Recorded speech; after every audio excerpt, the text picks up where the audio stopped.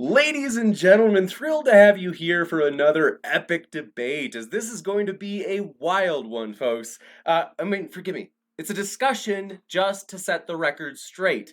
ShannonQ has let me know that. She doesn't do debates, she does discussions, and it's going to be a terrific discussion. It's going to literally knock your socks off, folks. So we're excited for this one. It's going to be terrific, and want to let you know both of the speakers have their links in the description. So if you're like, I like what I'm hearing, you can hear more. And we'll also let you know if it's your first time here, consider hitting that subscribe button, as we've got a lot more debates coming up. And we are very excited. We have our tour that's going to be in Texas. So this is going to be a wild one, folks. Want to let you know about this. If you haven't heard about it, I've been going crazy with trying to tell people about this because I'm so pumped. Michael Jones and Matt Dillahunty will be debating whether or not there are good reasons to believe in God's existence. That's coming up live and in person in Texas. And then also, we just actually confirmed this yesterday. We are pumped, amped, stoked. Sargon and our dear friend Vosh, they will be crossing swords here at Modern Day Debate in just a couple weeks on issues ranging from immigration, capitalism and socialism, and transgenderism. So that's going to be a wild one, folks. Hope you can make that. It's going to be a lot of fun. And with that, for tonight's discussion, it's going to be a very easygoing kind of style. It's like, hey, Darth is going to open with a flexible opening statement for, however long he needs to make his case. And then Shannon, after that, we're basically just going to go into open discussion in which Shannon will be asking kind of questions to be sure she's understood it right, as well as kind of saying oh, well, what about this perspective?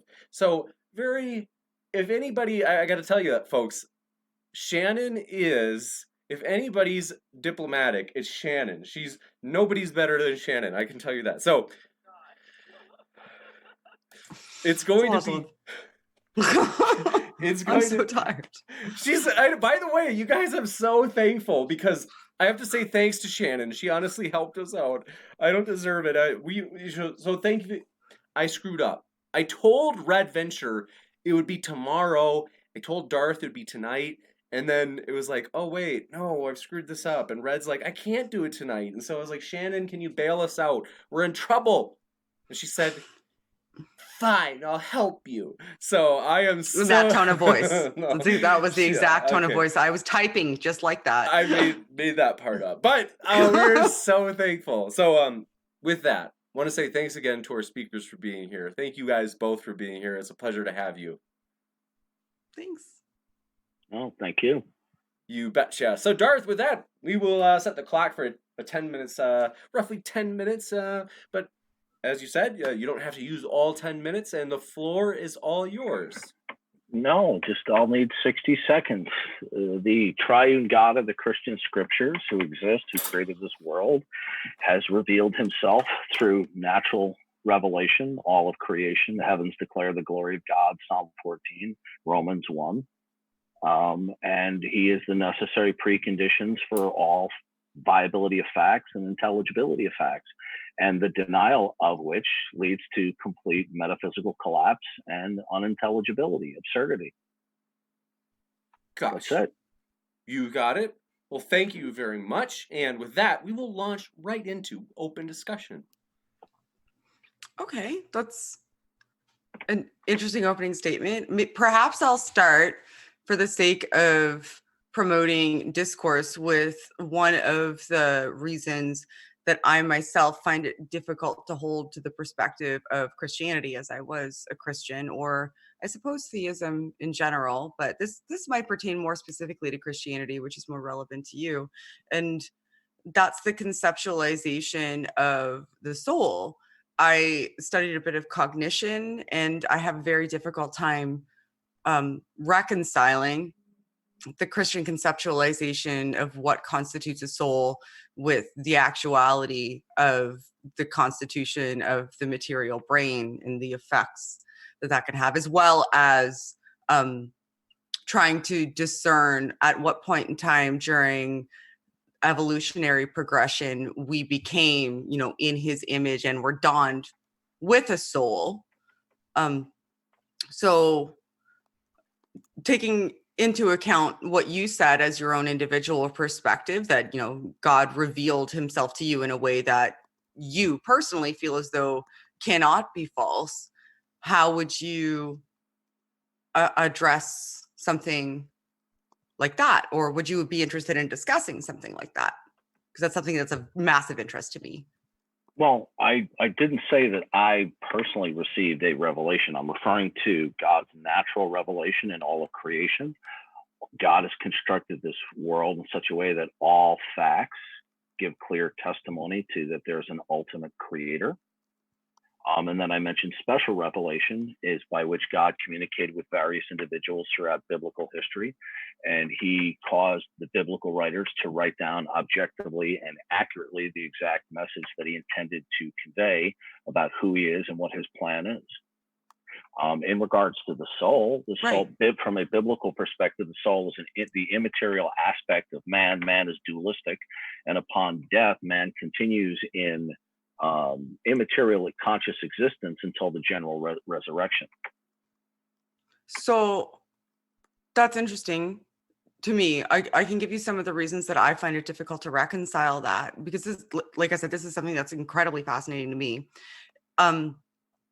Since you can make material changes, like physical changes to the brain that demonstrably change the constitution of somebody's personality, how do you have a dualistic standard? Like let's say, for example, I have somebody give me a frontal lobotomy. If somebody gives me a frontal lobotomy, everything that constitutes me changes, from my own experience of what is me to everybody else's outward experience of what is me to how I can perceive things. So does that mean that that change also simultaneously happened to a soul?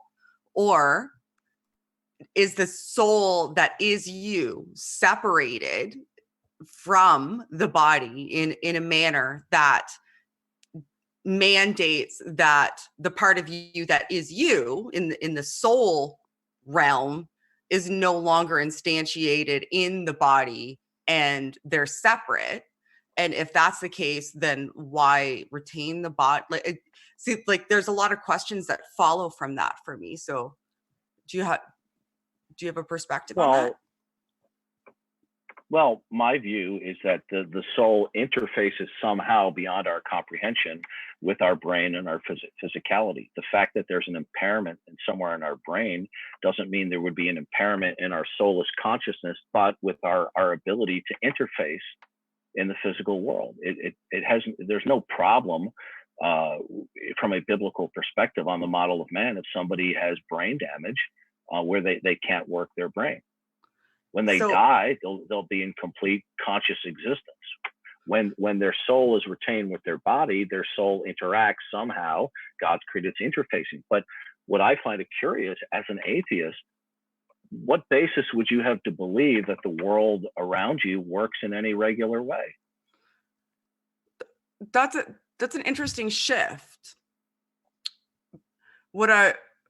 From having a discussion regarding the soul to having a discussion regarding perception and the foundations for perception, I'm very, very interested in your thoughts on soul construction. Yeah, well, the brain is only viable either in one worldview or the other, not in both. Well, I'm not certain that I understand what you mean by the brain is viable. So I heard you say, and if I'm understanding correctly, and you can correct me if I'm wrong about interpreting what you just mentioned to me, that if something physiological happens to the brain, that can prevent the soul from somehow manifesting itself in its full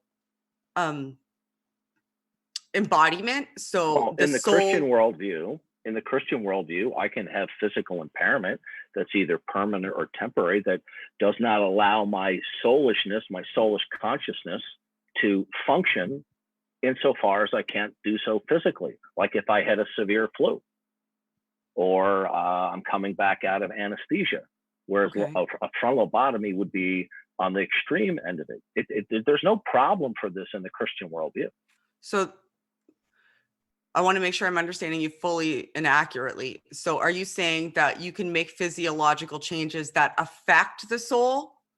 So if I had a full frontal lobotomy, that changes the soul? Or are you saying that if I have a full frontal lobotomy, the soul remains the same, even though the physical instantiation of the soul is different?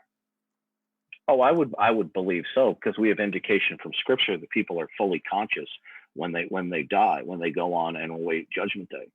Do you think that the quality of consciousness matters? Like the full amount of what embodies you, is that simply just living, or does that constitute a certain set of abilities to perceive and interact, and abilities to understand and incorporate, and like do those things matter? And does the soul evolve along with the body in that fashion, or does the soul guide the body towards its ultimate instantiation? Only God knows the answer to that question, but we do have it clear from the New Testament that to be absent from the body is to be present with the Lord. The Bible makes it very clear that we're going to have full conscious awareness when our body dies. Okay, and for example, the rich man and Lazarus, he went to Sheol, where he had full conscious existence, where he actually talked with Abraham. Those believers who have died and their souls have gone to be with the Lord, they have full conscious apparatus in existence. They're no longer constrained by the limitations or impairments of the body. So those are both instances where the physical body has perished. The scenarios that I brought up, in all instances, the physical body continues to exist. From your perspective, I'm assuming either alongside the soul.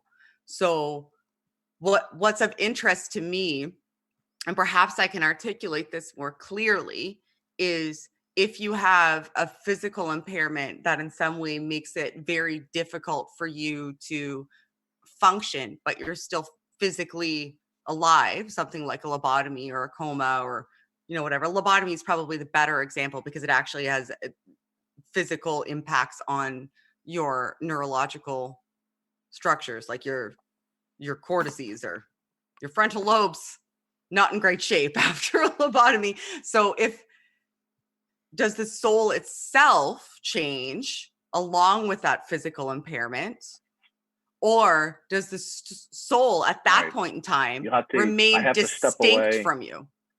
I have to step away for 60 seconds. I'll be right back. I apologize. Oh, that's okay. Hope everything's okay. Yeah, And me too. we are thankful to have these two speakers here tonight. I wasn't sure. I had a feeling maybe you had crossed swords, loosely speaking, in discussion. Never. In the past. Nope. You've never. Okay, never. First time. So this is the first time that we have had Dunkin Atheism with us, formerly known perhaps as Darth. But we are stoked to have both of our speakers here tonight. As always, just a fun time. It always gets me in a great mood. So thanks for your questions. I forgot to mention, if you have a question, feel free to fire it into the live chat. If you tag me with an @ModernDayDebate, that helps me a little bit just so I don't miss it. And then I will compile those questions into a list. I just saw it's a funny comment from Maya. She said, phoning a friend. That's funny. So when Duncan gets back, we'll continue the discussion and then get to the Q&A where we'll read your questions, as many as we can. And so glad to have you here. Okay, I'm back. I apologize for that. Totally fine. Things happen. No problem. Would you like me to repeat the last question that I asked? Please. Okay, so the last question that I asked was, and because I'm legitimately interested in it, because it's something that perplexes me, is when there's a physiological change to the cortical structures in the brain that prevents you from being able to be essentially who you were, or who you are, or who you could be, I guess, like causes a dramatic change in personality and ability. Does the soul exist in a segregated sense outside of you and separate from you in the physical instantiation? or does the soul itself become affected by that physiological change? And the reason I'm interested in that is because if that's the case, then the physiological can affect the soul. And if that isn't the case, then the soul itself isn't an instantiation of us, because if we can change the manifestation of us in the physical form, then the soul it is almost an incoherent concept. Does that make sense? Yeah.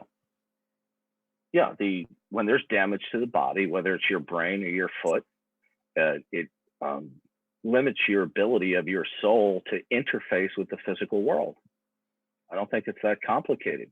How the soul actually interfaces with the brain, I couldn't tell you. Only God knows. So you see the soul as separate from the physiological form then? Yeah, it is, but it interfaces with the body. And upon death, the soul will either go awaiting judgment day or to be in heaven with the Lord. So you At can either state, they're going to be fully conscious. Okay. So you can make physiological changes that affect the body, and that means that the soul can no longer have an effect on the body, and the body is now completely different from the soul. Yeah. So your body is separate from your soul. What do you mean by that?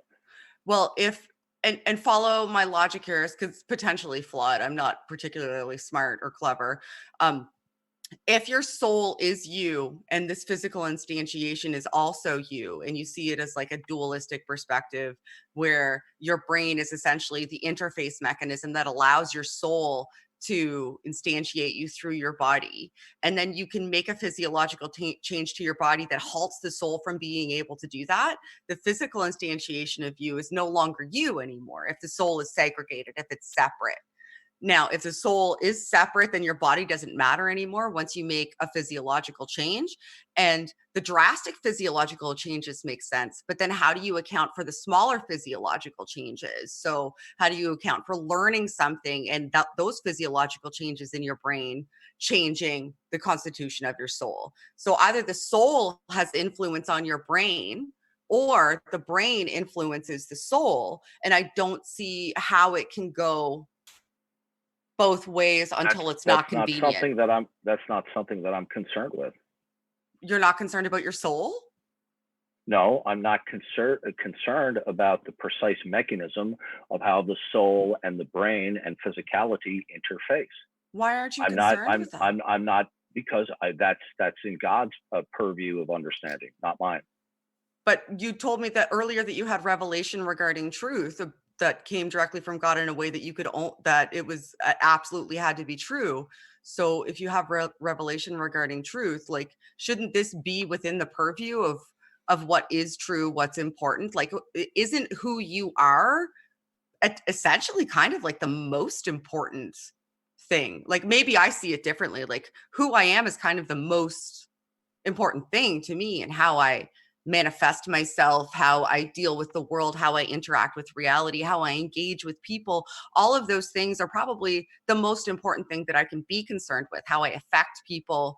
And if my soul is what makes me, and there's a way that I can make physiological changes to myself that divorce me from my soul, that seems an important thing to ponder upon. If you're concerned with your ultimate salvation and your actions lead to your ultimate salvation, then you being divorced from your soul could lead you to instantiating actions that lead you to no longer being, up for ultimate salvation. Like, you could disqualify yourself from salvation, but be divorced from your soul. So how can I be responsible for my actions and my salvation if potentially I had a physiological change that divorced myself from my soul? God will not hold you accountable for those areas that you're not culpable. What he does hold you accountable for is what he has made you know. For example, there will be people who will not be held accountable on Judgment Day who were born severely brain damaged. Okay. Now, how God deals with them in eternity, it would be within his prerogative or purview. The point I'm trying to make to you is God does not give us all the details of the mechanism of what we call man, both body and soul. You want answers that are not explicitly given in Scripture.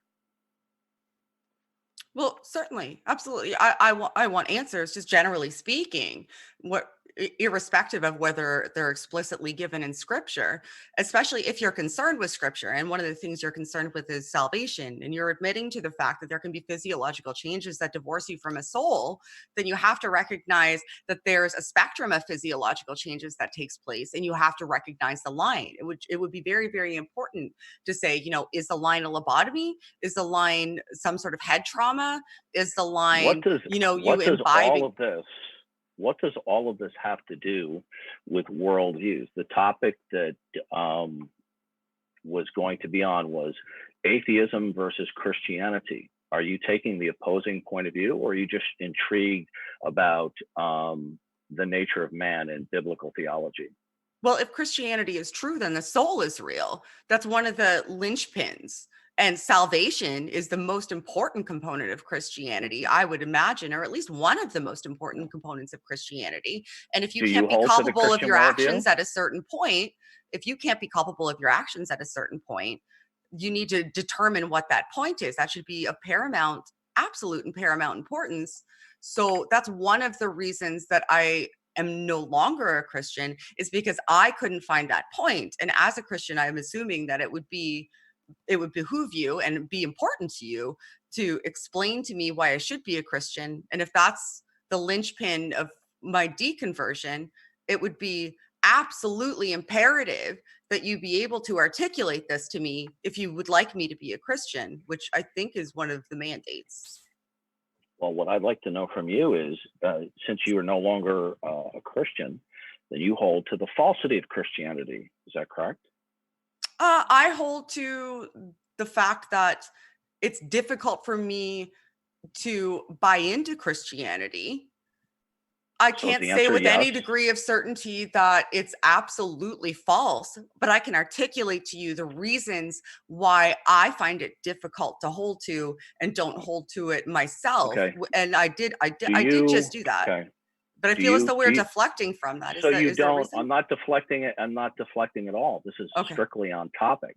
Right? Sure. Okay. You want to believe that you're no longer a Christian. Well, if you do not affirm and assert that the Christian God is, and he is the necessary precondition for all facts, then your position entails its denial, whether you realize that or not. You're then operating from a different worldview. So since you're not operating from a Christian worldview for the viability and intelligibility facts, what worldview are you operating from? So I'm assuming that you're not interested in helping me reconcile my objection. You have nothing to object to in your non-Christian worldview. You have no foundation to stand upon. If you do, I'd like to hear it. Now, I answered your question several times about what I believed about the soul and the body, and I explained to you that there's a lot about where the soul interfaces with the body that is not specified in Scripture. Now, you want to go beyond what Scripture says. Certainly. Right? Now, my question to you is, since you've maintained that you don't hold to the Christian worldview, then you believe that viability and intelligibility for facts and science, things like that, must come from another worldview. Since it's not the Christian worldview, what is your worldview? I'm not ultimately concerned with the foundation for facts. I think that if you could reconcile that for me, then you're entirely evading. You said you're going to start off the show, be very polite and cordial. You're being entirely evasive to my question. Now, you've evaded my question though initially. Actually, I have not. I have been very polite and cordial in answering your questions about when and how the soul interfaces with the body and the brain, and where our limitations, where Scripture doesn't speak on it, we have to remain silent. I've answered all of those questions. Now, you said that you stopped believing in Christianity. So I want to know, when you talk about the brain and science and all that, sure, since obviously those concepts that you believe are viable and intelligible, their viability and intelligibility doesn't come from the Christian worldview. So what worldview are they viable in? I think that's a legitimate question. Why is that an important question when it comes to the source of my objections? Another evasion. I asked you a question. When you talk about science and sciencey things and facts, since they are not derived from your point of view from the Christian worldview, because you've rejected it. I want to know, when you talk about the brain and cognition, neurology, etc., I want to know what worldview you are speaking from that provides the intelligibility. Can you explain to me what you mean by intelligibility? Yeah, that it means something with respect to the ultimate context that it's in. Ultimate context? When All you right. say ultimate I have to context. step away again for 60 seconds. I'll be right back. Sure. You bet. And very exciting discussion so far. It's we want to say thanks again to the speakers. They are linked in the description. At this point, Duncan does not have a link to put in the description. He said at the moment he doesn't, and so that's why there's not one there in particular for him. But we are again thankful for the speakers that we have tonight. This channel, really, the speakers are the lifeblood of the channel, and so yeah, we rarely talk about the philosophy of the channel, but basically we hope to give an equal playing ground for the deep questions, the meaningful questions of life. And whether you be Christian, atheist, Republican, Democrat, gay, straight, no matter where you're from, what you identify as, we're glad you're here. Hope you feel welcome. And we are trying to, you'll notice that the mods are sometimes a little bit more assertive. I'm back. Hi, welcome back. I apologize. That's something I couldn't avoid.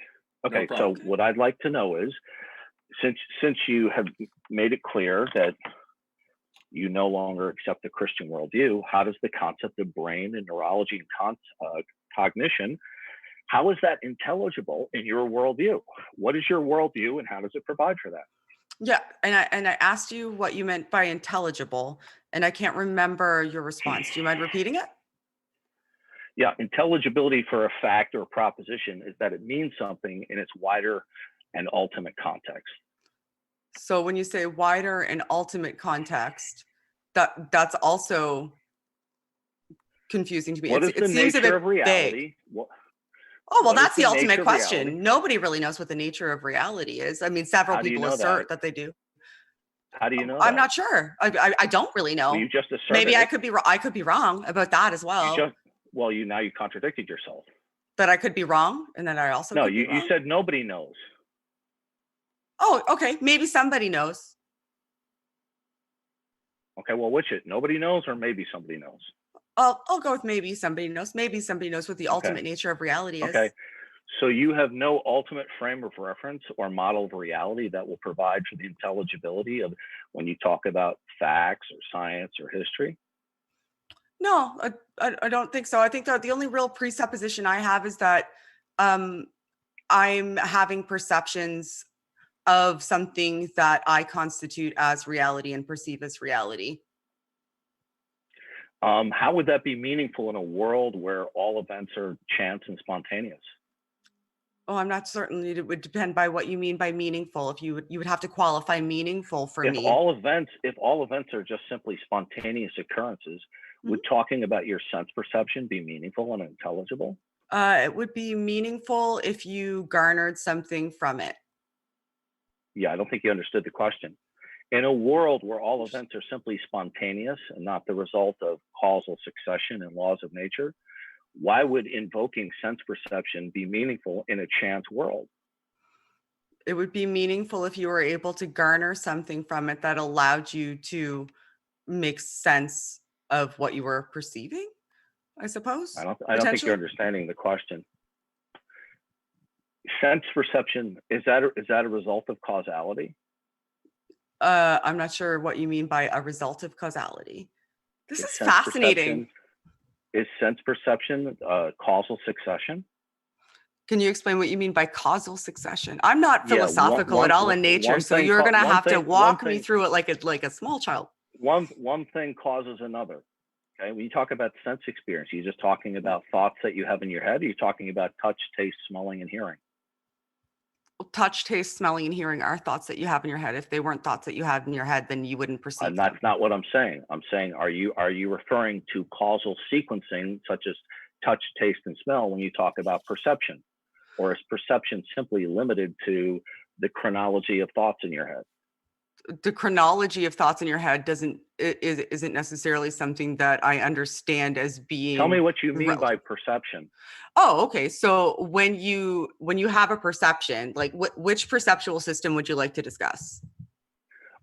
Because they're all specified. Tell me what you hold. What is perception? It would depend on the perceptual system that you're referring to. So if you'd like to, they're incredibly complex. So if you want to discuss perception, you would have to pick a perceptual.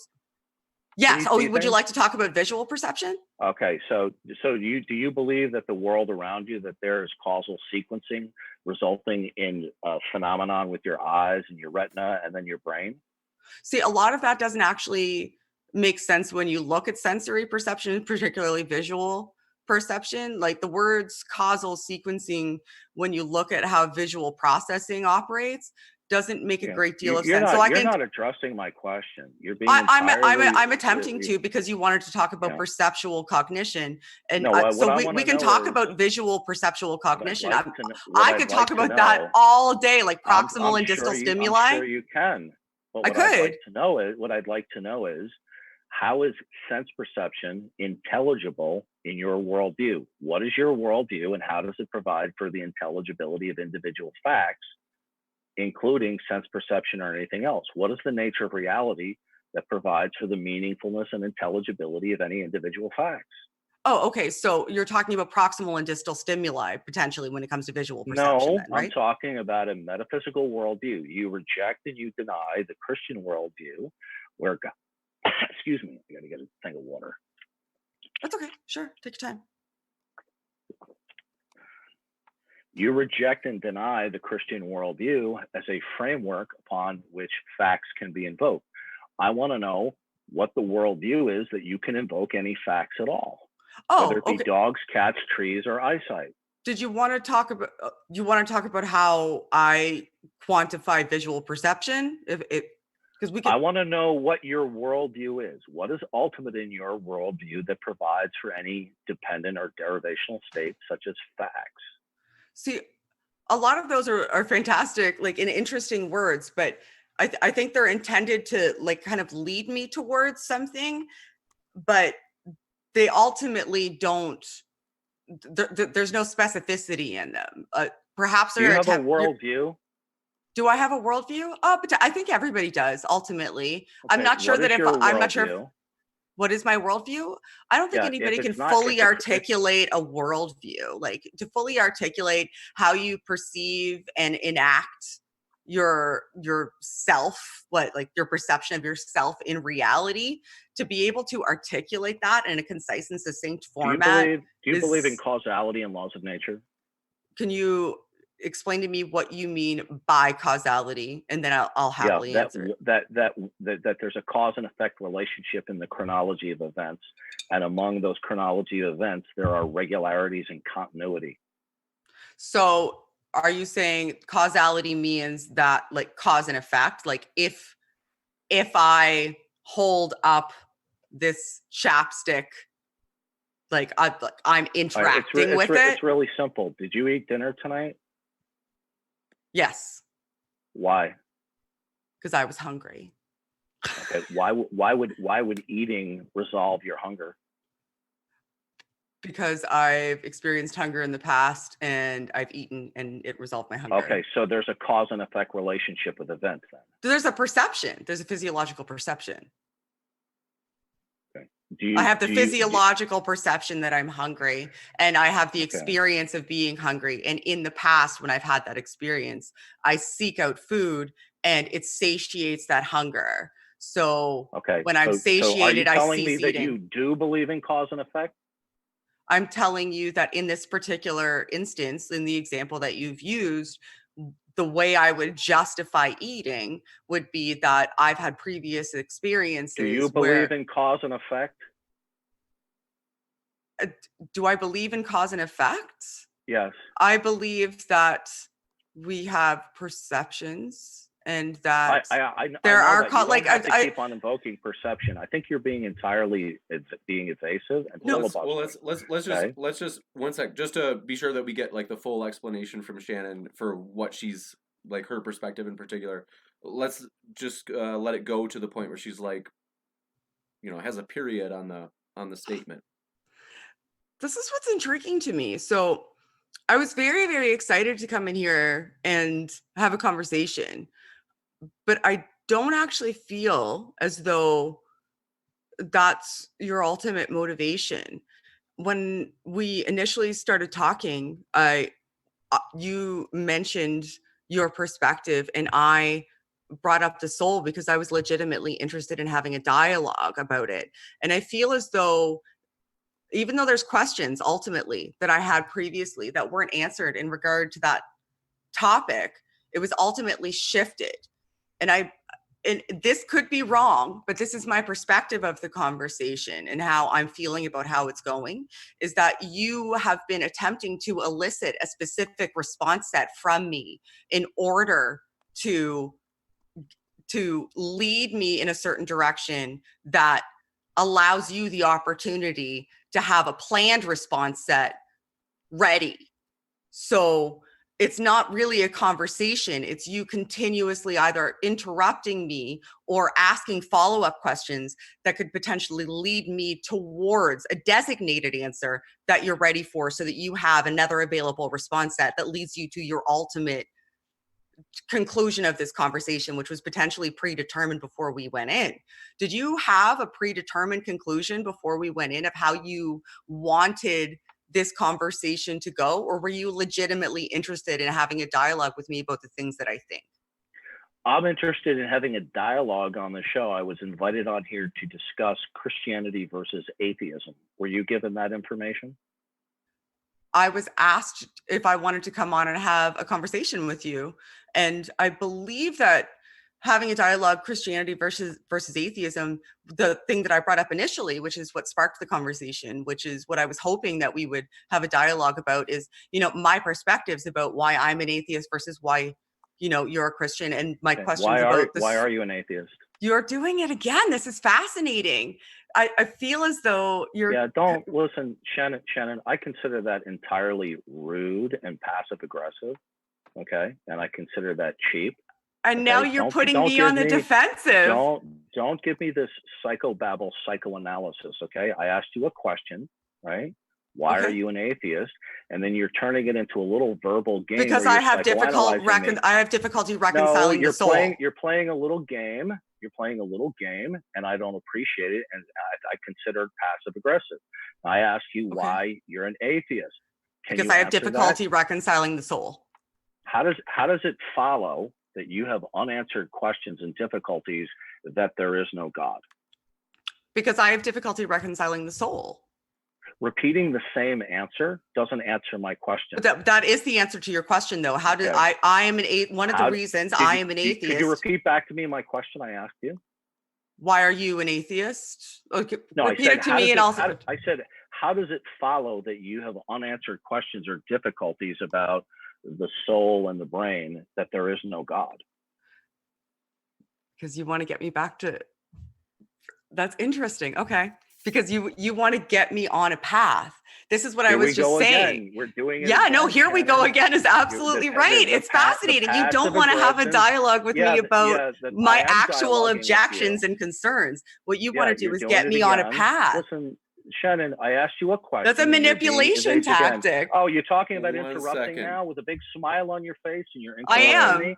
I consider that rude. Why don't we just take a quick timeout just to mention? So, in the event that if Shannon's trying to make a case that the soul, in some way, there's some sort of incoherence on the Christian worldview with a soul, like maybe if that's kind of where she's going, like that seems like it's kind of like fair game, like it, it doesn't seem like it's too outside of the ballpark.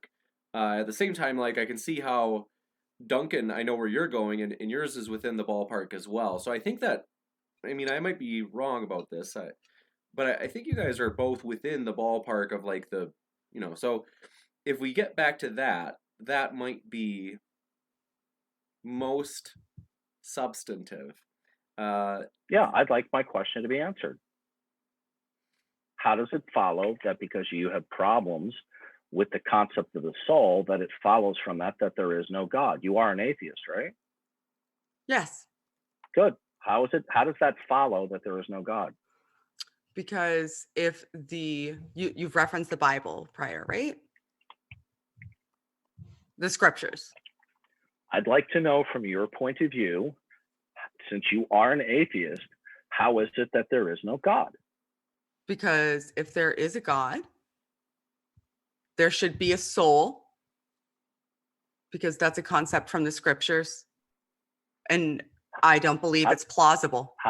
How does it follow that if there's an ultimacy of reality that possesses personality, and we call that God, that there would be any state of affairs from your point of view? If I assume that God is the foundation for logic and that the scriptures are true. I didn't mention the scriptures. I asked you, how does it follow that if there's a God, you would necessarily understand the nature of a soul? Why wouldn't you talk about the scriptures if it's the Christian God? I am, but right now I'm inquiring about your atheism and its intelligibility. Okay. Now, what I want to know from you is your position is that there is no God. So basically you're telling me, and you correct me if I'm wrong, that there is no God because you don't understand how a soul might interact with a body. Now, here's the question. How is it that there is no God? How is it that there is no God?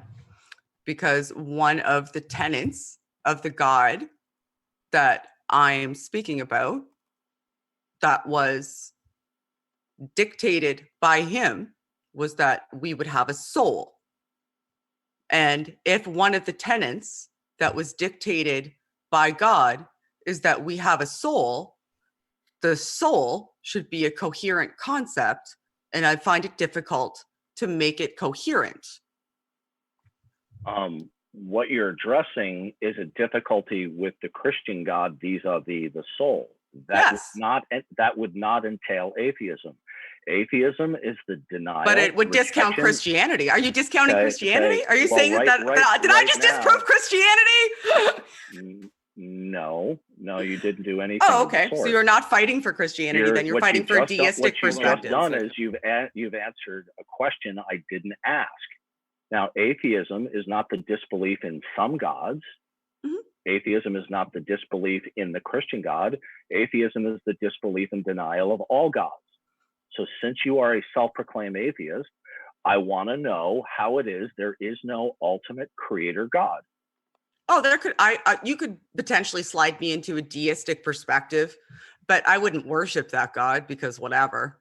Like if there was some sort of deism or pantheism, then like you could propose that to me and it would potentially make sense.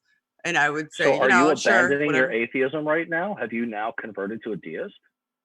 I'm probably like, if we're looking philosophically, I'm probably more of a temporal sort of agnostic than I am an atheist.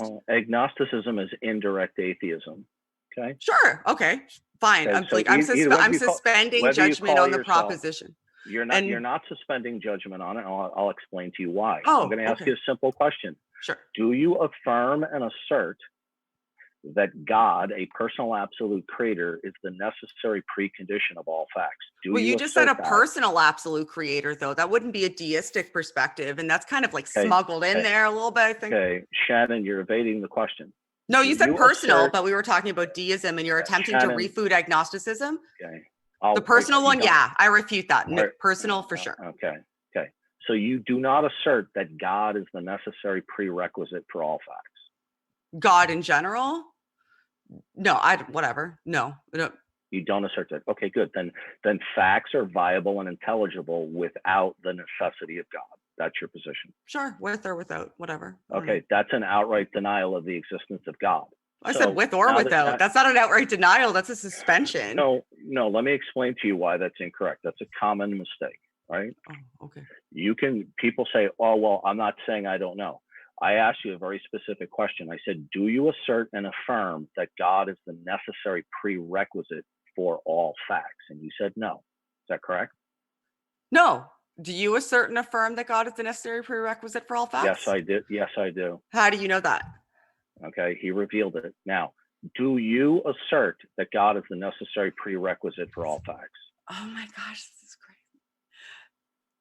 Do I assert that God is no, I don't. But you do, because he revealed it to you, right? Now, okay. So I'm going to just this is going to be fun. I'm going to assume your perspective. I'd like to finish. You want to finish where you're leading me to? This is a manipulation tactic. No, it's not manipulate. You can stop. No, it really is. You know what you're doing. You're leading me towards your desired outcome in the conversation. One sec. You don't want to have a conversation. This is an interrogation that is leading me towards your desired outcome. I'm not interrogating you. I asked you a legitimate question about your atheism. No, that's what it is. You're leading me towards your proposed desired outcome and refusing to answer questions that are posited to you. You are because you have a directive. I hate muting you, but please forgive me. Don't make me mute you, please. Okay, so if we backtrack just a step to be sure where we are, I love your guys' passion. And so just to be sure that, like, in terms of where we are, maybe what we could also do too, because I know that there were two kind of arguments or kind of questions, cases that were being made, in the sense that one was kind of with Shannon kind of making a case that there might be an incoherence with the mind on Christianity, and also with Duncan's case and where he was headed. And so maybe if we take turns, is it okay if we do take turns where if Shannon wants to ask a question now? That's fine. I've been above board trying in good faith to answer her questions, and she's constantly evading and over talking me when I'm trying to get to a point. And then she wants to psychoanalyze me as though I, as though I need psychotherapy. It's a sleazy tactic with a smile on her face. We just because it's interesting. No, you're being sleazy. Listen. No, okay, right, you're being a bit of a manipulator. You got to relax. No. Hold on a second. And I find it difficult to respect that. So sorry, you guys. Well, hold on. If you can just give me a sec. If we can just, without commentary on how it's been going so far, I think we can keep going for just a bit longer before Q&A, if we want to do that. Okay. I'd like an answer to my question. All right, and she's filibustering and evading it, and I would like an answer to my question about the soul. I did answer. What we'll do is you didn't though. You evaded the question because you wanted to get back on your. Here we go again. I think that the last one. Hold on a second. I think that the last one was asked by Duncan, if I'm not mistaken, and I might be. So let me know if I am. And then I think Shannon had answered that one. I think Duncan, you were asking another. Is it okay if we have Shannon ask one of her questions and then we'll come back to the one that you were on? That's fine. Okay, thanks so much. My question to her, right? This is the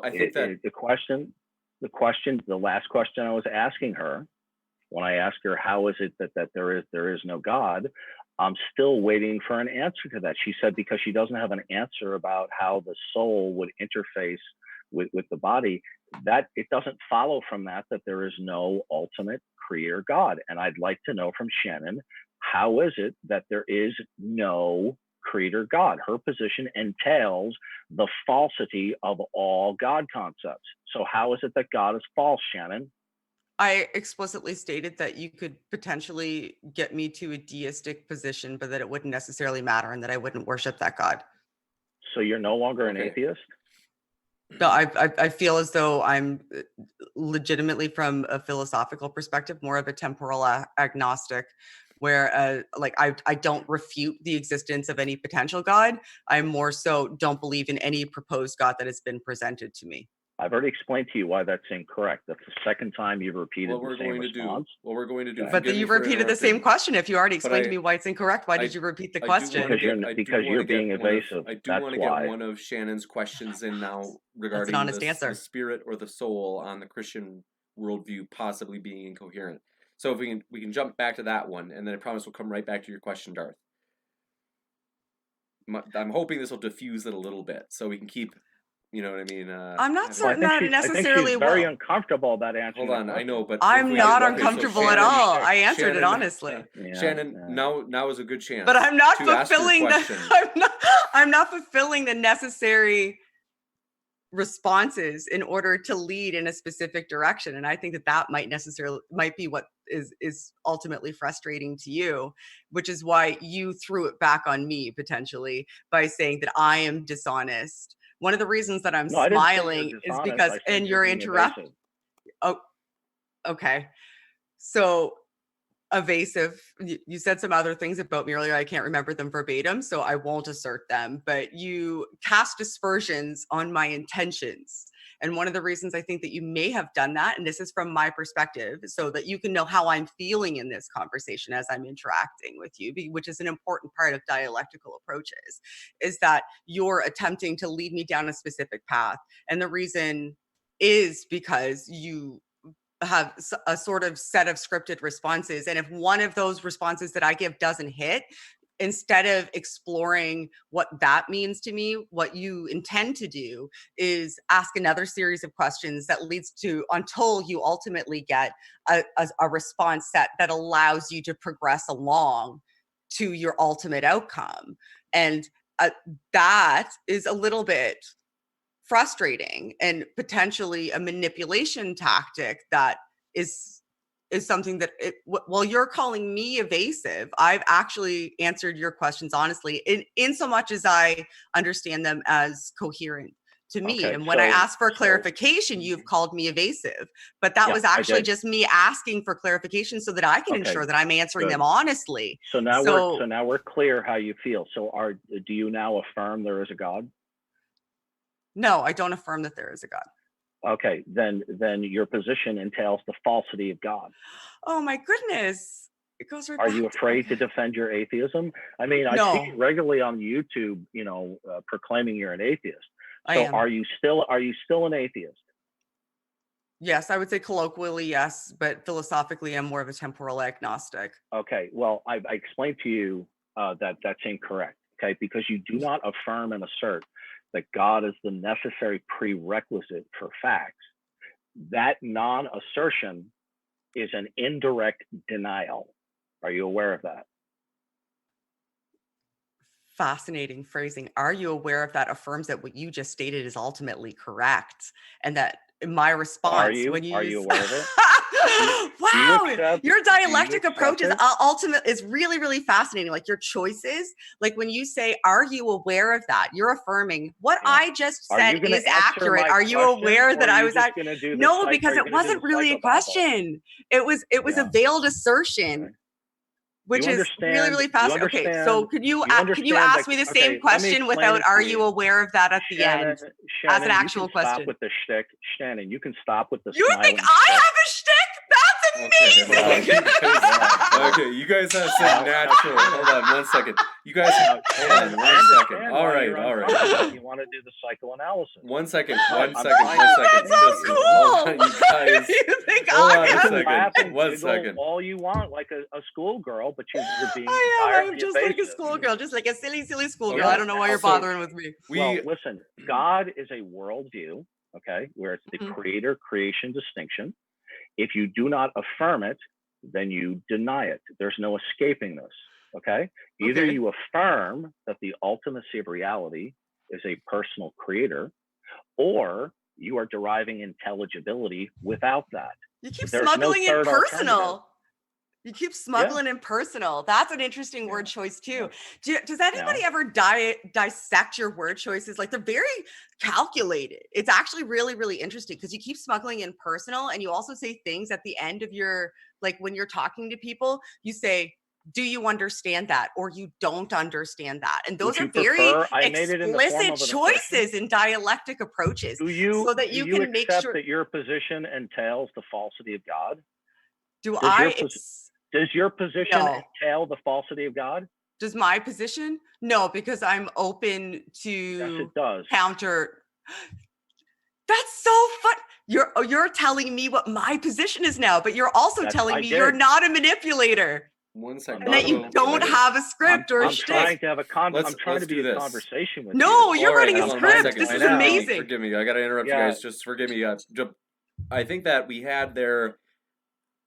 Duncan had asked the question, do you think that entails like positive atheism, as some have called it, or the negation of God's existence. Oh, I already said I'm essentially philosophically a temporal agnostic. I've said that a couple of times. I'm open to. Hold on 1 second. And then so I think that, hold on a second, is that I think then Duncan asked, or I think Duncan said, like, no, it does entail the negation of theism. But he didn't explain it. He's just telling me I'm wrong. All right. What we'll do is we'll give Duncan a chance to try to explain that, and then we don't have too much time before we go to the Q&A, because I want to say thanks again to both of our speakers for being willing to go late with us tonight. It is very late.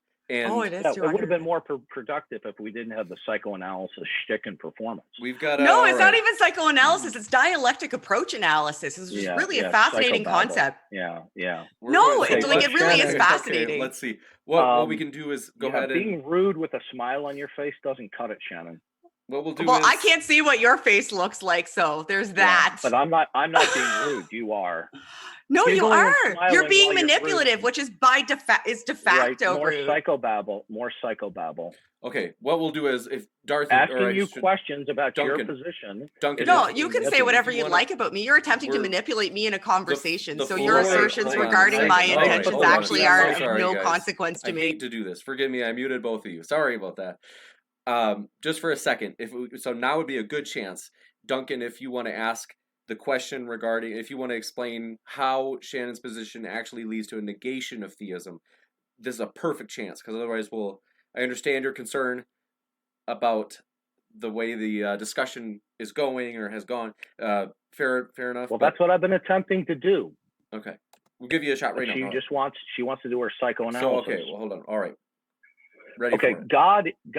God is a worldview. It entails the creator-creation distinction, sometimes referred as the creator-creature distinction.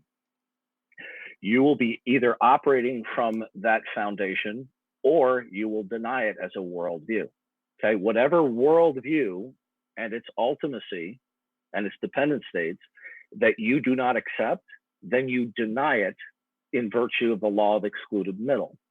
If you do not affirm that God is the necessary precondition of all facts, which is a worldview, then you are operating from another worldview where the necessary precondition of facts is not God. There's no third alternative. You cannot be indifferent or claim ignorance. That's why I asked you the question, do you assert that God is the necessary precondition of all facts? And you said no. So that means that your position entails that facts can be viable and intelligible without necessitating referencing God as the precondition. That position entails the falsity of God, whether you realize it or not, whether you want to admit it or not. Your position entails the falsity of God. You understand? Do you understand? Do you accept what I said? I don't accept what you said. I heard what you said. Good. Give me a rebuttal. All right. What we're going to do is we'll give Shannon a rebuttal, and then we will probably go into the Q&A, and we've survived it unscathed. So this is go fun. ahead, Shannon. This is fun. I like this. I feel as though even if I accepted everything that you said, it still wouldn't have a foundation, because the only foundation I have to go on is that it was revealed to you in a manner in which that it has to be true. And that's essentially just you saying it was revealed to you in a manner in which it was true, which is subject to your own individual perceptions, and perceptions are fallible, including your own, whether you want to acknowledge it or not. So why should I trust your perceptions? I didn't hear a rebuttal. Do you want to try again? Oh my goodness. But you, I'm rude. This is so much fun. Let's do this every day. What we will do is you guys, like I said, this is fascinating. We are going to go into the Q&A. I asked you for a rebuttal, and you did not give me a rebuttal. We're going to go into the Q&A. Oh, wow. Thanks for everybody's questions, and also thanks for the speakers. I just appreciate them for being here. They're getting in the hot seat, and so we appreciate them, and especially them staying up so late for this debate. So yeah, it is late. Next up, so we'll try to fly through as many of these questions as we can. We appreciate all of your questions. Brian Stevens, thanks for yours. He said, what reason does Darth give for an unconditional, non-dependent entity being a metaphysical necessity? What reason do I give? Well, the only reason that could be given is that ultimacy, that metaphysical absolute, would have to be personal, rational, and reveal itself, and including having other properties and attributes such as the Christian God, being omniscient, omnipotent, and always truth revealing. Without that basic property set along with others, there would be no way of knowing, attaining, or even accounting for anything would be ultimate. And one would simply be left in a position that contingency is ultimate. And therefore, you wouldn't be able to have intelligibility for any facts whatsoever if contingency is ultimate, rather than identifying and accounting for that which is ultimate that provides for contingency. Thank you very much. Next up, try to cruise through these. Oh, Flamio, thanks for your super chat. They said, DD, when will you do a Bible study with Kent Hovind? A Bible study. I'm not friends with Kent Hovind. Gotcha. I know of him, but I'm not friends with him. Gotcha. Thanks so much. Steven Steen, thanks for your sick super chat. He says, James is looking hot from B. Arthur. That's thanks for that. That guy. That nasty guy. Look out for him, folks. Nasty. I'm sorry, Wilson. Thanks for your super chat. He said, how much for James to moderate shirtless? Oh, come on. What is with you guys? No. Man, I will never. All of you sickos. All right. Thanks for your super chat. Let's see. I'm sorry, Wilson. Thanks for that. And then Duke Bonanza, thanks for your super chat. They said, I love Duke. Hi, Duke. They said, is the soul created at conception, or does it pre-exist the body? If it's the former, what's the link to physical procreation? I think that's that question's not answered in Scripture. You'll have to repent and become a Christian, turn to Jesus Christ, and when you get to heaven, God will be able to answer that question. This is funny. Gotcha. Thanks very much. Next up, appreciate your super chat, Lukewarm Lettuce. They said, DA's description of the soul has me picturing scenes from Alien at the moment. Yeah, it's weird, right? Gotcha. Sigifredo Sarabia, thanks for your super chat as well. They said, at two psychologist students here, is there not belief in consciousness or mind that can't be measured by science, but is real? If you can't measure it yet, I believes in it in psychology. Is soul exempt? Shannon, I don't that must be understand. for you. I don't understand what that says. Like the mind-body problem, like the hard problem of consciousness is that what they're talking about? They said if you can't measure it, yet one believes in it, why is a soul exempt? Okay, so I screwed it up the first time. Sorry about that. So James, get it together.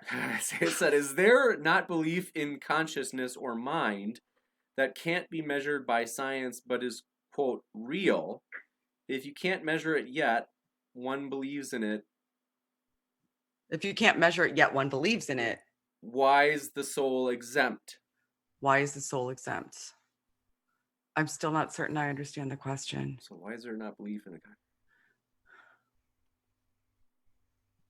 Are they saying if consciousness is something that exists, like they are talking about like the hard problem, like consciousness exists, and like we could talk about this for hours. I love the hard problem. It's like, why does a confluence of atoms like instantiate consciousness, but yet an individual atom isn't conscious, and like an aggregate of chemicals has an emergent property of consciousness, but just the chemicals individually, like if you take one serotonin like molecule out of the brain, that it's not going to have consciousness. But if you have all of them there, they have an interaction that elicits consciousness, like the hard problem. So if consciousness gets an exemption for existing, why does the soul not get an exemption as existing? And I think the answer to that might be, to me, that the two are essentially conflated together. So most people, if you believe in a soul, see the soul as consciousness. So it wouldn't get an exemption because they're seen as one and the same. And if you don't see a soul as existing, you just see it as consciousness. So it's not that it gets an exemption, it's that you would have to divorce the soul from consciousness. and which is my problem. Like, if the soul is divorced from consciousness, then what is it? How does it interact with us? Is it us? And if it's not us, if we change but it doesn't, then it isn't us. And what does it matter what we do, and where is that line? Those are so I think that might be the question, maybe. And if I didn't do it justice, I'm sorry. I think you definitely got it. So I think they basically... Maybe I should write in on the YouTube chat. Maybe I would get my questions answered then. Oh, very sassy. Okay. So if they were about the soul that I brought up, then sure. So I think, hold on a second. What if they were about the script you wanted me on? All right, 1 second. The topic of the show was atheism and Christianity. We will go. That's broad as hell. Hold on a second. I guess you didn't get the memo, did you? Question. I didn't. I only got notification 3 hours ago I was even going to be here. We've got a question for Darth, or for Duncan. Sigifredo Sarabia, thanks for your super chat. They said, Duncan, the Bible states God created man and gave breath to man to become a living soul in Genesis 2:7. How can man be a quote-unquote living soul versus your view in which man has a soul? Well, that's just the descriptors that God gave to it in Genesis. There's no conflict with those two ideas. Gotcha. Thanks for your answer and that question. Next up, Flamio, thanks for your question and super chat. They said, Shannon, what's the difference between a mind and a soul? I think I kind of answered that in the last one, is that I think that the two get conflated. And ultimately, like, if you don't believe in a soul, you just see consciousness as the same thing. And many other people label consciousness as the soul. And if you're not labeling them the same, then that's where the interesting questions come in. Like, that's where I have problems. So I really don't know what the difference is, and no one's had good answers for me that helps me to reconcile what the answer might be. Your worldview has no answers for anything. Gosh. Yes, you're right. My worldview is incoherent, and that's why. Well, what is your worldview, Shannon? Oh, that I'd like cheesecake. I don't know. Next, what is it? How does your worldview just try to get through as many questions for the intelligibility of facts? Do you have an answer to that question, Shannon? Getting through as many questions as we can. Speed of Sound, thanks for your super chat. They said, question for Darth. When did he quit beating? And this is, I think they're trying to get at the idea that a question can be like a complex question where it has information embedded in it that the recipient would not grant. So they say, question for Darth, when did he quit beating his wife? And so I think that they're trying to argue or suggest, Darth, that you had used questions like complex questions that had information embedded in them that the recipient would not grant. Well, I didn't hear any objections from Shannon. All I heard was double talk, psychoanalysis, psychobabble, and filibustering. So she didn't object that there were some unstated premises or implicit premises that were otherwise objectionable. All I got was nonstop laughing, giggling, smiling, and evasiveness. Darth wins, I lose because I didn't follow the script. So I automatically lose. The issue is if I don't follow the script, I lose. If I do follow the script. I asked you a legitimate question about your and I answered all of them as best as they could be understood when they were coherent. Talking me, carrying on giggling and laughing like a schoolgirl does not make you look good. Okay? I don't look good. That's fine. Your performance here tonight was a train wreck. Let's go to the next question. You win. Joseph Palmer, thanks for your super chat.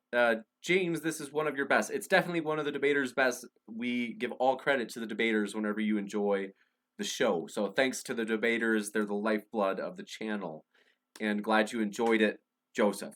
Next, Maynard Saves, thanks for your super chat as well. They said, how do you know your faculties were working properly before your revelation? Or I think they're maybe asking, like, how did you know? Interesting question. How did you know that your faculties were working before you, let's say, started to read the scripture? Or okay, I brought that up in the rebuttal. That wasn't a rebuttal. Yeah. Yeah. Shannon, your whole performance was a train wreck tonight. Right, You should let's be go- truly let's go embarrassed. back You should to tell the- me more about why I suck. We've got to stick. That's not manipulative or you're- abusive at all. You're Gotta no. stick- Listen, gotta stick to you can this. try your psychobabble. I gotta would stick rather to be this. fascinated than frustrated. Let's And go I back- would rather let's go back be to the actual intrigued than questions. angry You're not. Let's go back to the You're actual not at questions. mental angry. I'm being manipulation. assertive. I'm being boy. assertive All right. in your little games you're playing. Now, the answer to the question. Repeat the question. Gotcha. So the question was from Maynard Saves. They said, how did you know that your faculties, your cognitive faculties? Okay, right. Gotcha. The answer to the question is that God's revelation is broader than people simply conceive of. They're focusing on special revelation. God's revelation entails his revelatory actions. That's how he has constructed the entire world to operate, and how he's constructed man to live and breathe, think, and talk, including man's foundational mental states and our basic reliability of sense perception. Okay? So God's revelation, yeah, when I want you to answer for me, I'll let you know. Hold on. Shannon. That's all right, Darth, if we could stick to the... I got it. Well, she has a habit of cutting me off.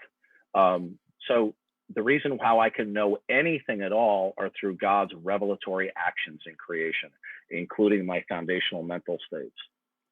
Gotcha. Thanks so much. Next up, appreciate That's your... so crazy though, because that's saying the reason that I can know that God's revelatory states are true is because I'm capable of knowing his revelatory states are true. All of that appeals back to your perception, which is fallible, which was my point. So you're essentially saying my perceptions are infallible because I know they're infallible because God told me they're infallible. That's not what I said. And the reason I know that is because you botched it. You totally I did. You're right. I suck. I'm sorry. Okay. I'm so bad. So if you're going to talk about fallibility, then how can you trust that you have correctly processed through your perception? So you've just screwed yourself. Oh, you can't. Your perception's garbage. Okay. Like I wanted to talk about visual perception. It's crap. Then there's no way. Then how do you know you have a correct assessment of anything that I've said? You really I don't. Like I'm not even certain that I have an auditory perception that's. No, but it's just about perception. Like if you look at visual perception, everything you see is upside down, backwards, and full of holes in your brain. You don't know how to have a conversation with somebody. You're a smiling. We're going to jump into the questions. So I just don't like mental manipulators. It's I have limited tolerance okay, you guys, for mental manipulators. Hold on a second. Okay, the question was Joseph Palmer. Thanks for your question. They said because Shannon can float over his silliness. You can respond to that if you'd like, Duncan. But you don't have to. Well, she's been entirely evasive. No, I meant the super chat. not okay. To the suit. I don't know if you read the message. I just read the question. No, I'm not looking at it right now. I just psychobabble and I don't know what I'm talking about. I read it. They had said, all right, I'll go to the next one. Thanks for that, Joseph. Mothra J Disco, thanks for your super chat. They said ShannonQ is peak. Miss me with that BS and love it. I don't understand that, but sounds like a fan. I don't know. Sigifredo Sarabia, thanks for your super chat. They said, Duncan, what evidence can you provide others are wrong in their God? Why is a blue Krishna on earth myth versus Jesus identifying God as God? Identifying God as why is it that Krishna is false, but Jesus is real? Well, first of all, Krishna is only a manifestation of a Brahman. In Hinduism, all is God, one is all is one. Hinduism is incoherent because the ultimacy of reality is in its oneness. Therefore, any distinctions are an illusion. Therefore, you can't make any distinctions in Hinduism. Excuse me. How do I know all these other religions are wrong? Because human intelligibility is going to require an ultimate framework. The ultimacy of reality is going to have to possess the property set that only belongs and is instantiated in the Christian God, including his omniscience, his omnipotence, his always truth revealing, and his plan of history, and his salvific plan, including his triune nature. Deny one or more of the triune God's essential properties, and you will not have ontological grounds for human intelligibility. Gotcha. Next up, thanks for your super chat from Mothra J Disco says trans rights are human rights.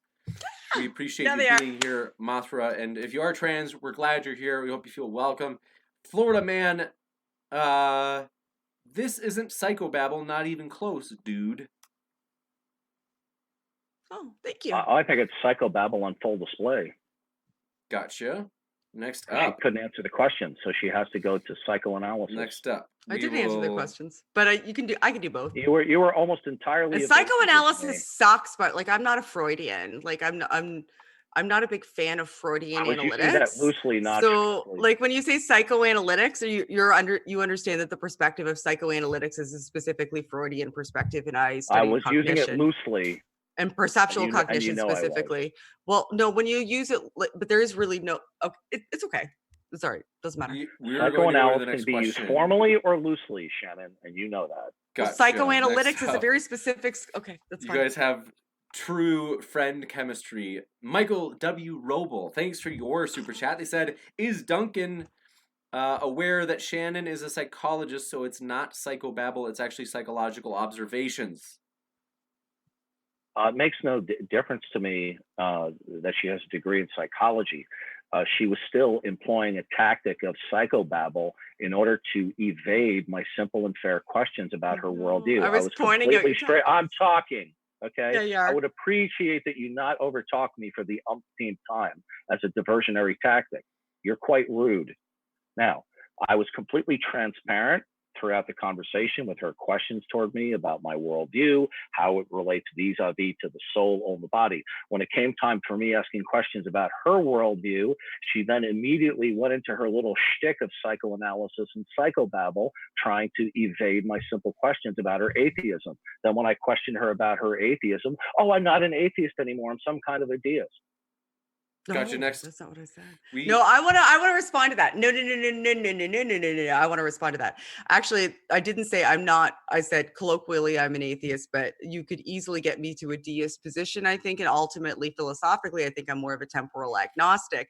And it's what you do is just really fascinating to me. And I did talk over you, and I apologize, but it's because I wanted to get this out, because I feel as though what you do is ultimately lead somebody down a trail. And if they don't follow that trail, you accuse them of being deceptive, or you accuse them of, you keep utilizing the word psychobabble instead of addressing what my legitimate concerns were, because you can then dismiss them because you can say that I was being rude. This is more psychobabble. Yes. See, that's the thing. Like you can't get away from your psychoanalysis. No, you can't get away from the fact that you ultimately have a script that you want to follow, and I wouldn't adhere to the practice of following that script. So because you couldn't lead me in that. Talking with you. Next up. I've got you both on mute. Sorry about that, but you guys are so excited to talk with each other. I had to for a second. Maynard says, thanks for your super chat. They said, Duncan, how do you prove you aren't a brain in a vat prior to your revelation? So Maynard says, Is my mic open? Yes, now it is. Okay. How do I prove anything? Well, we have to start with the triune God and his self-disclosure. If we do not start from that worldview, God and his self-disclosure of himself in natural and special revelation, then we cannot have intelligibility, let alone rationality, cognition, or proof for anything. So one is going to have to choose. One is either going to have to choose and humble themselves under God's self-disclosure, his natural revelation and special revelation, or one is going to have to choose the option of absurdity. Okay, all other worldviews boil down to absurdity because they cannot identify or account what is ultimate. And when they do attempt to identify what is ultimate, they will not have the property set of the Christian God. So the point is this: you're going to either have to choose and accept God's self-disclosure, that's the framework of existence, or you're going to be left with absurdity, by which proving things would be meaningless and unintelligible. Gotcha. Next up, really quick, Angry Roach, thanks for your super chat. They said to Shannon, G-Man needs another picture for his green screen. Stop it. Gotcha. I don't know what that means. Subtracted, thanks for your super chat. They said, hey, Duncan, if God exists outside of reality, that means he's independent from reality. How does God ground the nature of reality? That seems self-refuting. That's what they're saying. Yeah, read the question again. They So said, I want to make sure I understand them. you bet. They said, if God exists outside of reality, that means he's independent of it. And if he is independent of it, then how does God ground the nature of reality? He says that's self-refuting. No, he doesn't understand. I wish he was here, and I could ask him some clarifying questions. What does he mean by reality? Does he mean the set of all entities that exist? Is he using the word reality as an abstract object or a concrete object? I mean, his question is really not that clear. God himself is independent of anything else that is not God, meaning that he does not derive from it, he does not depend upon it, but everything else depends upon God. Gotcha. That's a standard biblical definition of God's aseity. Gotcha. Next up, thanks so much for your super chat, John Rapp. They said, literal Bible, Adam from clay, but Eve from a rib. I'm not sure if, I think they're just asking if you believe in a literal Bible or if they're kind of using... I hold to a literal account of Genesis. And if you don't hold to a literal account of Genesis, in my view, you will be denying the Christian worldview. If you deny the Christian worldview, you will have no worldview to actually attest and account for as a foundation for human intelligibility. Gotcha. Thanks so much. Next up, thanks for your super chat from Sickly Gibbo. They said, why would God have personality or emotions when they have no use in the absence of others? Was God predetermined? Oh, okay. Yeah, so I think they're saying, like, why have emotions if there's no others that exist? They said, was God predetermined to create life to give the aspects use? I'll answer no insofar as I understand the question, but God, in the biblical God, the triune God, is one God, one being, one essence, but God is multi-personal. His oneness and his manyness, or his unity and diversity, have equal ultimacy. So we have three persons within the Godhead who are co-equal and co-eternal. So the God of the Bible can be personal sans creation or logically prior to creation. Gotcha. Thanks for that. Next up, Maynard Saves, thanks for your super chat. They said, thank you, Shannon. They must have liked your response to the last one. You're welcome. Gotcha. I don't know what I did, but you're welcome. I think that was, do I remember right? That was, they sent the last super chat that you, about G-Man and your green screen. Must be a drag fan too, because that's where, oh gosh. Oh, G-Man. Gotcha. G-Man may be out there watching. You never know. Hi, G-Man. Next up, thanks for your super chat. Move of 10. Appreciate it. They said, DD, gotta make sure I pronounce this right. Parthenogenetic offspring are always XX, but Jesus clearly identified as a man. How do you reconcile this with your opposition to trans people? How do I reconcile my opposition to trans people? It's very simple. God only created two kinds of humans, male or female. That's it. Gotcha. Shannon sounds triggered. That's okay. Don't be upset, Shannon, because in your worldview, you have no basis for science. I have a basis for compassion, and I have a compassion is an unintelligible concept. Trans people are legitimate and valid, and we're not.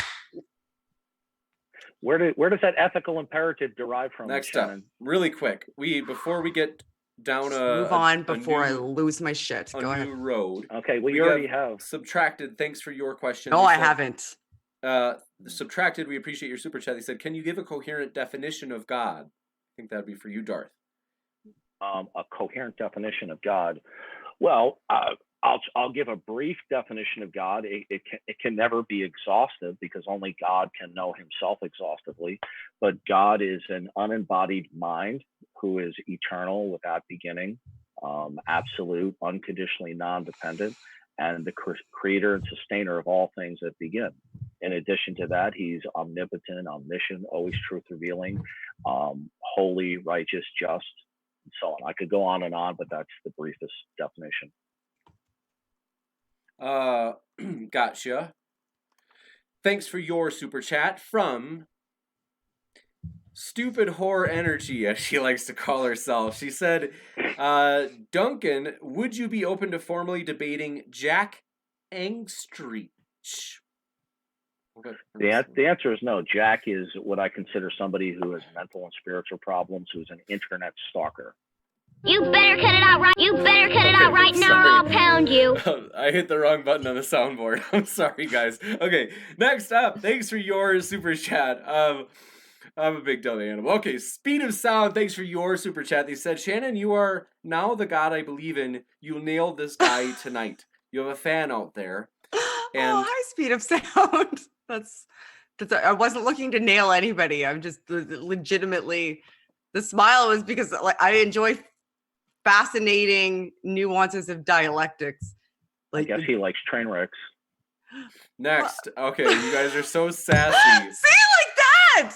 Like, that's moderately abusive behavior. It's meant to embed in me that I should be questioning myself because maybe something went wrong or abusive behavior because I categorized your whole debate demeanor as a train wreck. That's abusive. Oh no, there's more than that. We could spend. I need a little bit more time. Snowflake? One, I did miss one. Hold on. See, like Later that. Saves. Like that's so fascinating. Like it really is. Gotcha. Thank you. Here we go. More with the psychobabble. Yeah, right, psychobabble for days. Excuse me, I have a few more questions if you don't mind. A few more questions.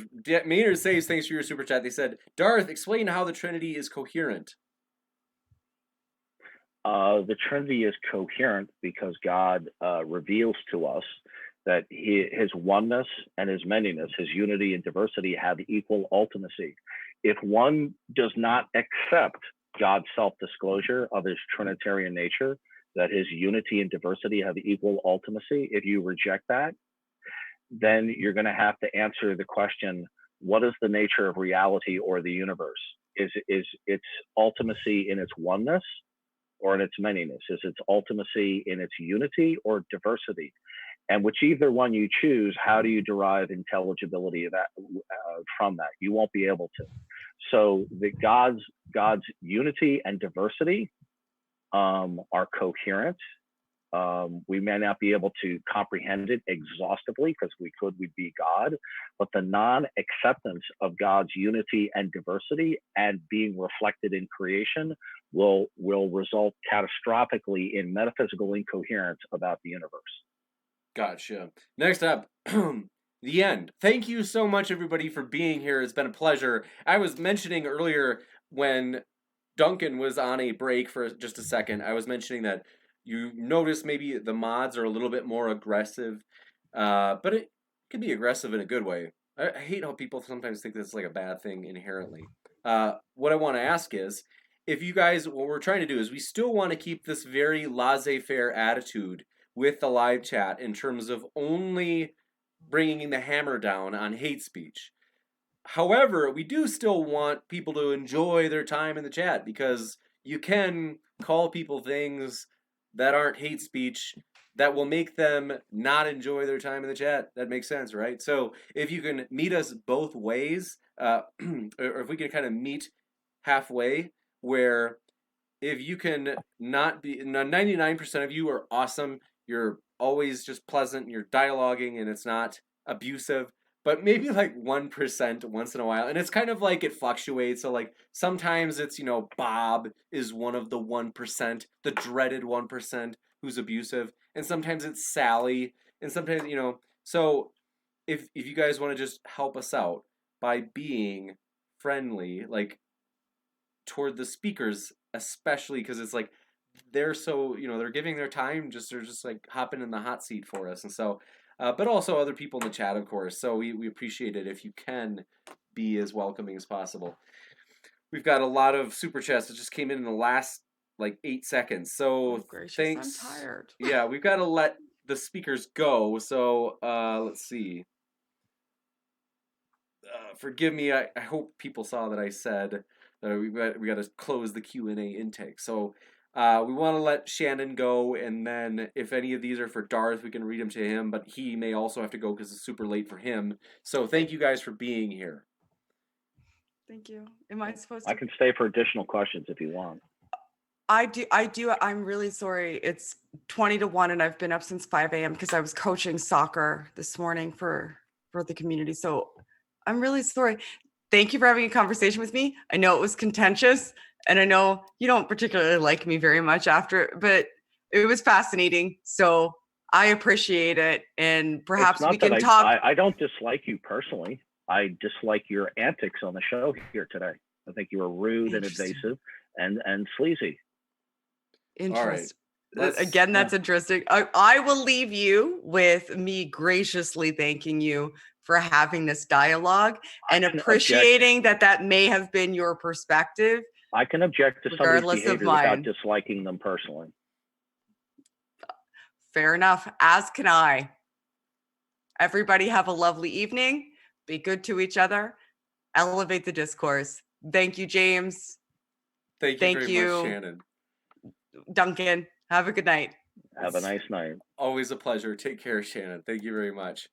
We've got a couple of questions. We'll just because we do appreciate people sending in the super chats. It helps us do things like, as you guys probably have heard, I've said it a trillion times, but we are stoked for these upcoming debates, such as Mike Jones from Inspiring Philosophy and Matt Dillahunty. They'll be crossing swords soon, and so your super chats help us do things like that because that'll be like in person. That's going to be, we actually rented from the Atheist Experience their studio, and they actually have been so kind and gracious to us in saying, they're like, hey, yeah, we'll help you out, because we underestimated how hard it would be to find a venue. And so we'll have several debates in Dallas, several down in Austin, Texas. It's going to be a lot of fun. So you will see those debaters in person, face to face.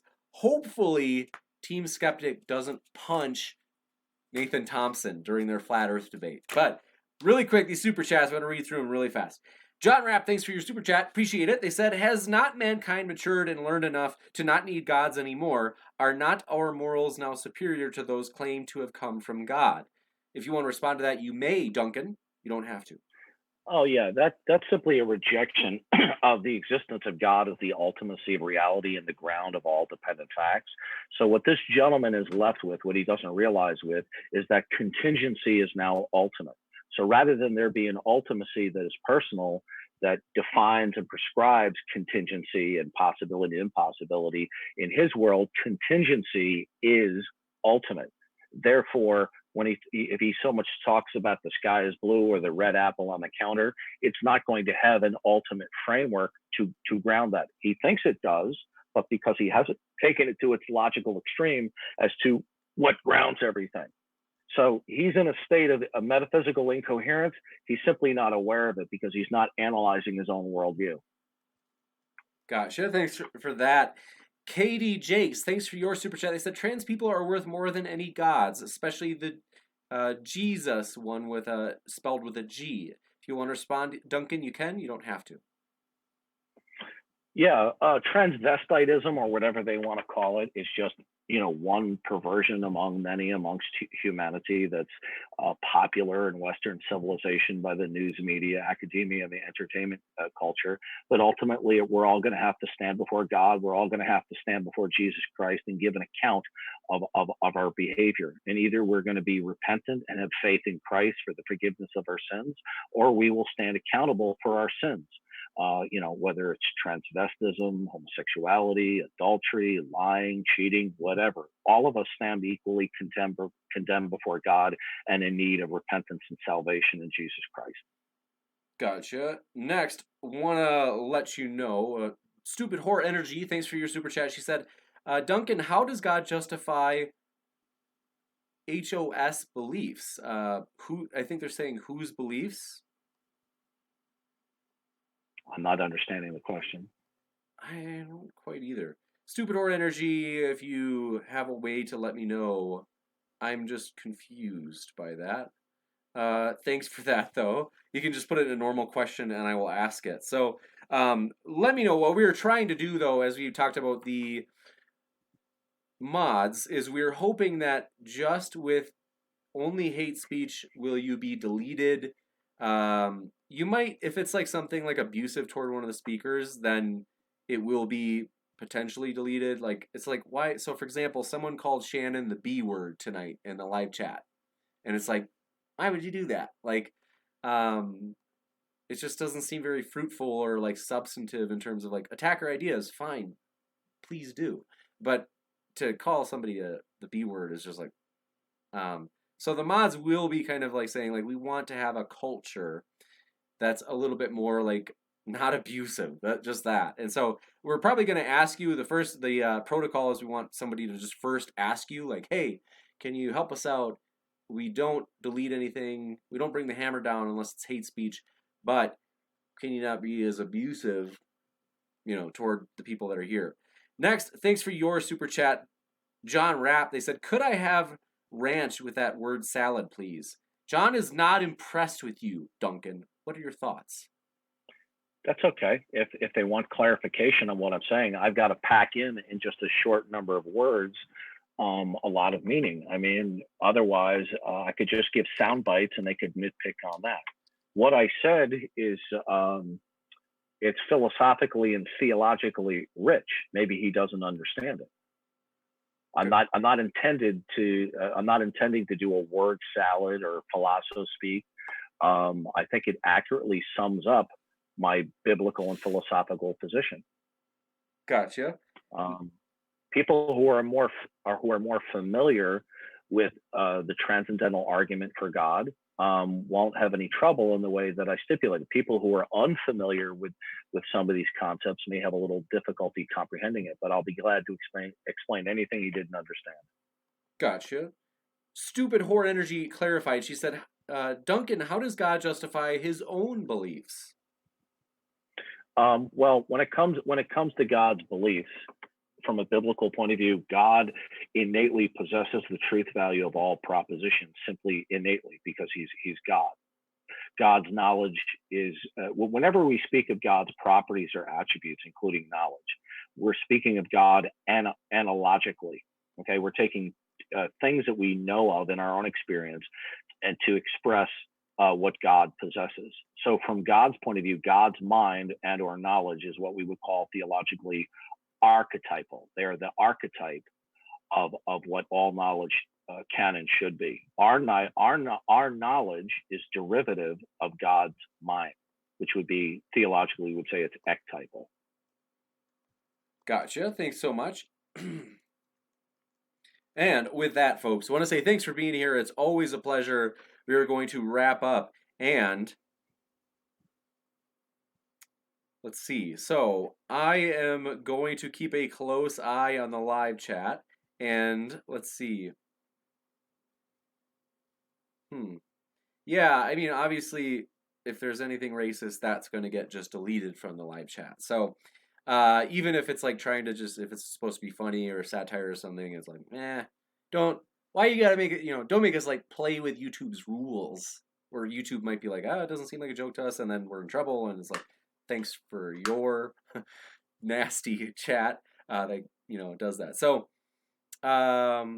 we appreciate the mods, all that they do, as we do, ideally family friendly. I think, like I said, we'll try to keep it as unregulated as possible. We want people to have freedom, but thanks everybody for your questions.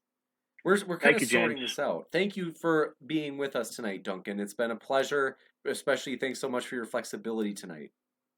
No problem. Sorry about that glitch getting on. Glitch? I was a little late getting on. Oh, no. That's all right. No problemo. It's always a pleasure. So thanks for being here with us, folks. Keep sifting out the reasonable from the unreasonable. It's been a pleasure, folks. Let me find my Obi-Wan Kenobi button. Remember, the Force will be with you, always.